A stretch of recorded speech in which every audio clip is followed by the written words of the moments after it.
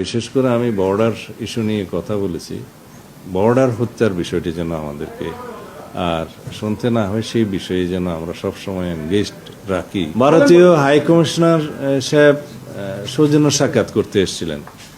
এগুলা নতুন একটি সরকার প্রতিষ্ঠিত হলে তাদের সাথে হাই কমিশনারগণ বা অ্যাম্বাসেডরগণ সৌজন্য সাক্ষাৎ করে থাকেন, এটা তারই অংশ।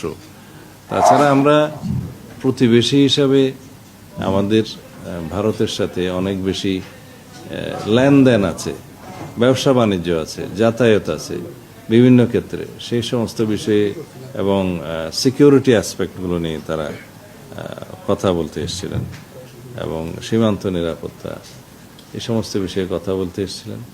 তা আমরা একটা সহযোগিতা চেয়েছি on the basis of mutual interest and dignity and mutual benefit. আমরা উভয় দেশে আমাদের সম্পর্ক বজায় রাখব এবং ব্যবসা বাণিজ্য এবং কূটনৈতিক সকল ক্ষেত্রে আমাদের সৌহার্দ্যপূর্ণ সম্পর্ক বজায় থাকবে। আমরা আশা করি তারা একটা সার্বভৌম সমতার ভিত্তিতে এবং on the basis of mutual respect, পারস্পরিক সমমর্যাদা এবং ডিগনিটির ভিত্তিতে আমাদের সম্পর্কটা বহাল রাখবে। এই এক্সারসাইজটা আমাদের চালু রাখতে হবে এবং কন্টিনিউয়াস এঙ্গেজমেন্টের মধ্য দিয়ে আমরা অনেক সমস্যার সমাধান করতে পারব।